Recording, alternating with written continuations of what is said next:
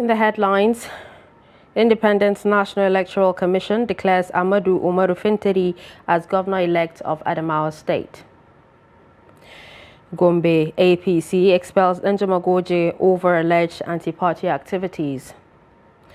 8 kidnapped Kaduna female students escape from terrorists' den. And on the international scene, Sudanese army and the Rapid Support Forces agreed to 24-hour ceasefire. Hello and welcome to Trust News Update. I'm Dashan Husseina Usman.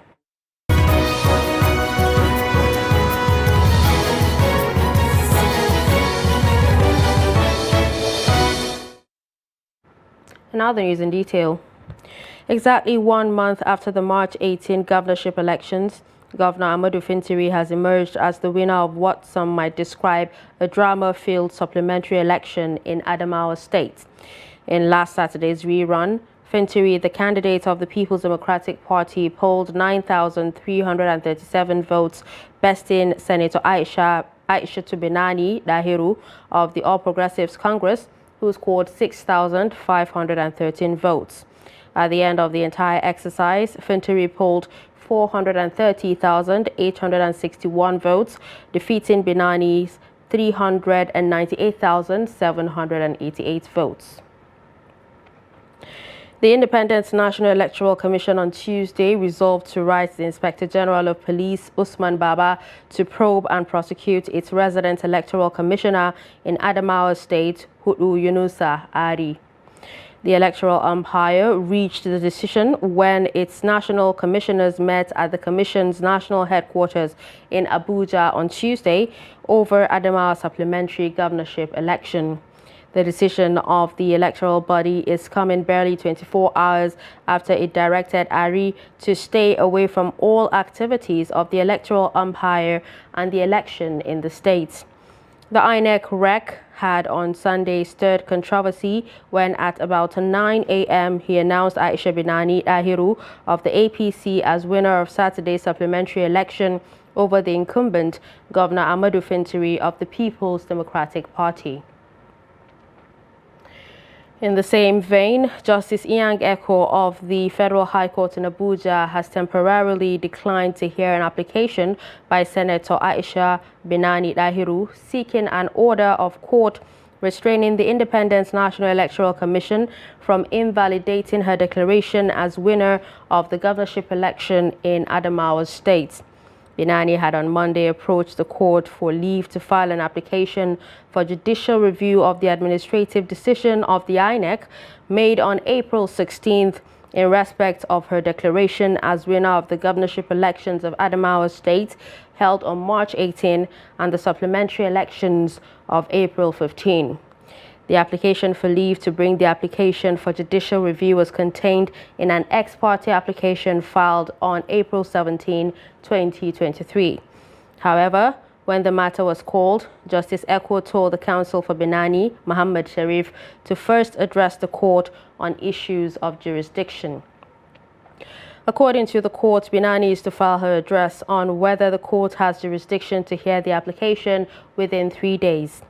Binani, alongside her party, the APC, are in application seeking for an order of prohibition and certiorari preventing the electoral umpire and its agents from taking any further steps towards the declaration of the winner of the elections pending the determination of the application for judicial review. Away from that story, apart from the main actors identified that contributed to the drama in Adamawa State, there are others that played roles behind the scene. For instance, who were those responsible for the INEC National Commissioner who monitored the elections in the state? What are the legal implications to all actors caught in the web of events? In this report, Kende Amodu speaks to Emmanuel Njoku, Director, Democracy and Governance, Connected Development, in an attempt to tease an answer to these questions. The report. The drama coming out of Adamawa State shows the high-stake nature of politics in the state. At the height of it all, the resident electoral commissioner in the state hijacked the process from the returning officer and announced results of the supplementary elections even before the process was concluded. The resulting shockwave resonated across the country. In a bid to do damage control, INEC suspended the resident electoral commissioner and asked him to stay away from its premises. But is this enough to repair the damage done to the electoral umpire's image? The controversial rec who has been asked to stay away from the conduct of suspended exercise, I think is a step in the right direction from INEC. I mean, in previous elections before now, I never knew that INEC even have the powers to suspend, their recs. This is the first time we are seeing this, as we saw in the February 25th elections. But I'm sure Nigerians and citizens generally would expect more punitive measure or sanctions on this rec, who completely went. This is the newest law that we will ever see in the INEC and conduct of elections in Nigeria. But then again, I figure that INEC is not a law enforcement agency, and I doubt if they have the powers to actually even take actions beyond what they have done. In the ensuing melee, the INEC had raised alarm about its missing national commissioners. A video emerged online of one of the commissioners, apparently beaten up by political thugs, being interrogated by some persons. There are indications that the interrogators may be stalwarts of the People's Democratic Party, and thus this may have been a case of mistaken identity. But is this how low politics has sunk, that a renowned scholar was brutalized in this manner? What this Adamawa rec did was really, really, really terrible. I can see the effect of it, and the mob attack on the INEC National Commissioner that was sent to the state to supervise the process. Talking about Professor Abdullahi Zuru, he probably could have been killed in this process because people thought this was the rec. That goes to tell you the many effect of such very irresponsible actions. Going forward, there are relevant questions to ask, one of which is what are the legal implications of the actions of the resident electoral commissioner, and most importantly, what should be done to Aishatu Binani, who read an acceptance speech from a flawed declaration of results. I don't think there's any legal implication of INEC suspending the collation process. INEC voided the declaration by the rec, which was wrong, but that does not mean that INEC voided the ongoing collation. They simply suspended the collation and asked every person to come to Abuja. I understand that about 10 local governments had already been collated at that time. INEC simply said, okay, hold it there, come to Abuja, let's look at all of these things again. And probably, so I want to believe that collation of the election will go on. It will be very shameful for us to have an inconclusive election declared inconclusive again. These are questions which will be interrogated in the following days. Kehinde Amodu, Trust TV News, Abuja. Still in politics, the All Progressives Congress has expelled former governor of Gombe State and senator representing Gombe Central, Muhammad Danjuma Goje, from the party. Addressing a press conference in Kashere on Tuesday, the chairman of the APC Kashere Ward, Tanimu Abdullahi, said Goje was expelled over anti-party activities in the 2023 general elections. Ibrahim Ismail reports. After the conduct of the 2023 general elections in Gombe State, the ruling All Progressive Congress APC has vowed to deal with any of its members involved in anti-party activities. Walking its talk, the party suspended former governor of the state and senator representing Gombe Central, Muhammad Danjuma Goje, over allegations of anti-party activities. He was invited to defend himself by a committee constituted to investigate the matter. According to the chairman of APC in Kashere Ward, the former governor was found guilty by the committee after investigations, hence the decision to dismiss him from the party. I am Tanimu Abdullahi by name, APC chairman Kashere Ward in Akko local government, Gombe State. The APC Kashere Ward have expel Senator Muhammad Danjuma Goje over the anti-party activities. According to Tanimu, Senator Goje failed to deliver his polling unit to the APC in the 2023 general elections. Ibrahim Ismail, Trust TV News, Gombe.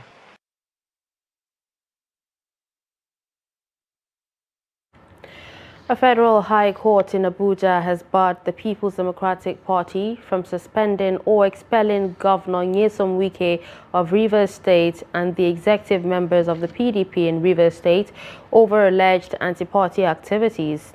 In his judgment, Justice Inyang Eko held that the fears of Wike and other members of the PDP were well-founded, adding that suspending or expelling them will amount to breach of their rights to freedom of association. The judge therefore stated it is in the power of the courts to grant redress to persons who have well-established acts that would amount to the infringement of their rights. The judge said members of political parties cannot be suspended arbitrarily without compliance with the political party's guidelines. Wike and 4 other PDP governors, known as the G5, had openly campaigned against PDP presidential candidate Atiku Abubakar in the February 25th poll. On security, the 8 female students kidnapped from Government Secondary School Awong on April 3rd have escaped from the terrorists' den. The abduction took place in the Awong General Area of Kachia Local Government Area of Kaduna State. According to sources, the students managed to escape from a thick forest near the Kaduna-Niger interstate boundaries where they had been held captive. It was gathered that the girls walked for several days until they found a safe location where they were able to seek help. The State Commissioner of Internal Security and Home Affairs, Samuel Aruwan, in a statement issued on Tuesday, stated that human intelligence sources alerted the state government of the students' escape, after which Governor Nasser El-Rufai ordered their immediate evacuation. The Osun State Police Command has arrested a 23-year-old man, Adeleke Sodiq, for allegedly robbing one Joseph Wusu, a technical college area in Oshogbo, the state capital. Adeleke, who was also suspected to be a member of a secret cult, was arrested by men of the command's anti-cultism squad upon complaint by the victim. The police public relations officer for the command, Yemisi Okpalola, said the suspect and his gang members have been terrorizing residents by forcefully withdrawing money from their victims' accounts. The PPRO said the suspect and his accomplices accosted Joseph, who was on a motorcycle, diverted the motorcycle to their hideout, compelled him to open his phone, checked his account balance, and forced him to transfer 150,000 naira to them. The suspect confessed to the offense leveled against him by the police and pleaded for mercy. The PPRO said Sodiq's fleeing colleagues would be arrested and prosecuted. When that bike wait, we carry that machine go DRA. In front of DRA, the settlement. Before you go enter DRA, the settlement. We stop there. We talk to that boy. How much that boy, I see the phone. I can't see the phone, that boy. 4 plus.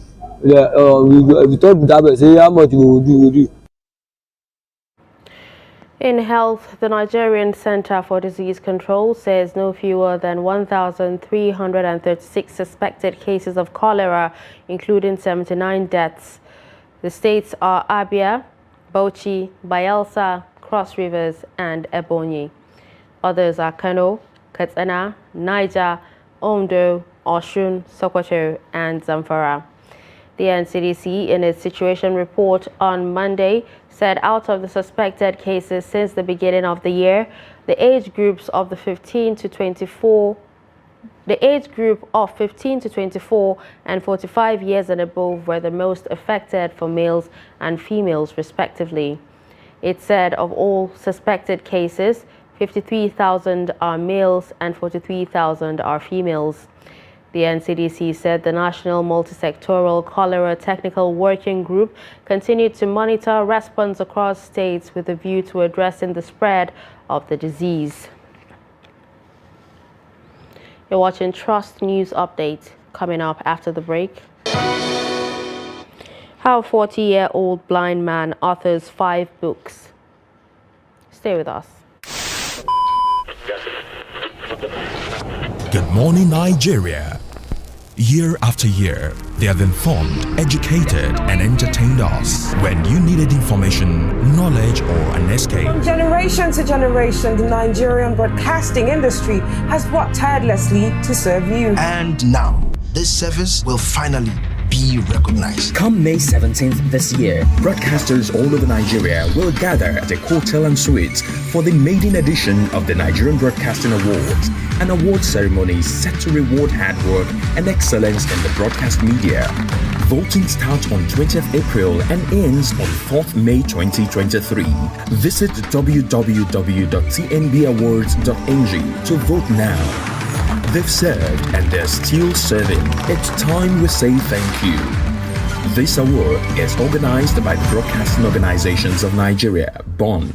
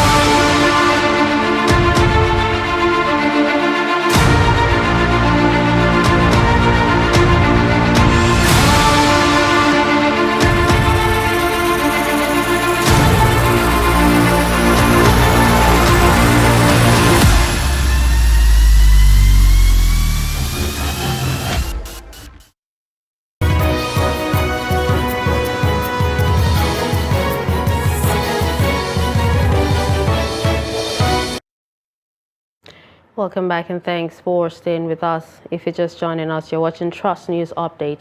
Here's a recap of our top stories. We told you that Independent National Electoral Commission declares Amadou Fintiri as governor-elect of Adamawa State. We also told you that 8 kidnapped Kaduna female students escape from terrorists' den. Moving to more stories, clerics have called on Muslim faithfuls to be steadfast in praying for the betterment of the country. They made the call during the midnight prayers at Al-Nur Mosque in Abuja. Kabir Lawal reports.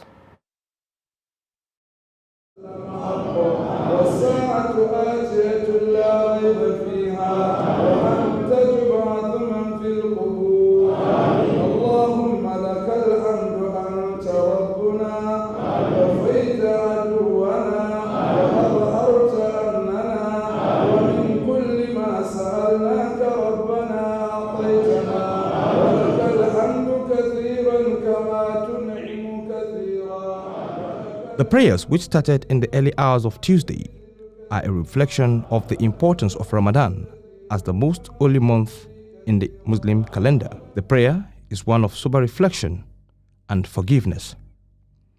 Clerics at the Al-Nur Mosque say the last 10 days of Ramadan are usually regarded as more important in the holy month as a result of the abundant blessings that comes with the holy month, coupled with the majestic night that makes the month even more significant. And we're here actually to make sure that inshallah we benefit from it. And all your things, are given and people are expected to. The clerics further called on Muslim Ummah to pray for the country, saying the month ushers in blessings and forgiveness which go a long way to improve not just the way of lives, but also has abundant blessings. We expect to witness the night of Laylatul Qadr, and in that night it is expected that it's a very significant night. Allah subhanahu wa ta'ala promises to forgive all those that have witnessed that their sins that have passed, and if in the process one happens to live through, inshallah, it gets into Jannah.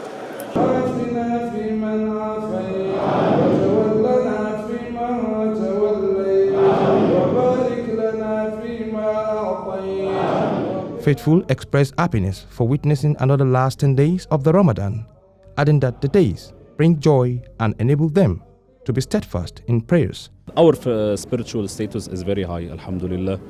And we hope Allah accept our prayers and dua. And I hope the best for this country and my home country and for my friends and my parents. And especially these last days, Allah said, increase your dua. It's the most precious 10 days of the month. In the last 10 days of Ramadan, it's been recommended that we should search for the night of power, which is the night of Qadri. That night is supposed to coincide with when the Holy Quran was beginning, the revelation started. So every Muslim try as much as possible. We do a lot of act of ibadah during the whole entire month of Ramadan, but in the last 10 days, there is special dedication by all to observe that prayers and the act of worship so as to benefit, from the day that it will coincide with the night of power. Alhamdulillah, that we can only use this time around to pray for the entire world, for peace to reign on all the Muslim Ummah and the non-Muslim Ummah in the world. So this is the month of Asasa, the month of Ibadah, the month of forgiveness, the month of so many things that the actual Almighty Allah will do for this month, because this month people used to forgive each other, people do Ibadah, people do so many good things in the month of Ramadan. So we're all here seeking for Allah's rahmah, favor, and as you all know, we're equally praying for the peace and security of Nigeria. This year's Ramadan fast is expected to be rounded off on Friday, April 21st, 2023. Allahu Akbar.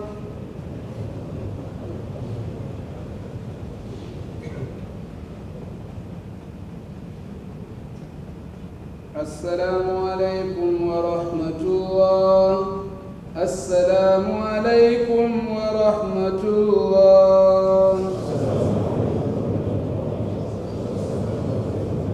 Kabir Lawal, Trust TV News, Abuja. People living with various forms of disabilities have suffered neglect and stigmatization, especially in the African continent. Sociologists say such stigmatization and neglect are more often than not caused by the way such people also present themselves to the larger society. In this report, our correspondent in Niger State reports that on how a 40-year-old blind man, Abdurrahman Awal, has authored 5 books despite his challenge and how he struggles to make ends meet with his family. The report. As at 2020, statistics shows that there are no fewer than 27 million people living with one form of disability or the other in Nigeria. The most common disabilities suffered in Nigeria are visual impairment, hearing impairment, among others. Consequently, the 40-year-old Awal said he lost his both eyes to eye cancer at the age of 1 and had since then struggled to live a normal life through encouragement from parents and loved ones. Despite his visual impairment, Awal said he moves on to acquire his first degree in counseling psychology through his little businesses, though he was sponsored through primary, secondary and NC levels by his parents. When I was in primary school, there was a poem I recited during the Children's Day that reads, "I am blind, I cannot see, but that does not mean I am useless and hopeless in the society." How I wish that people will understand me and give me the right push, and I will surprise the world.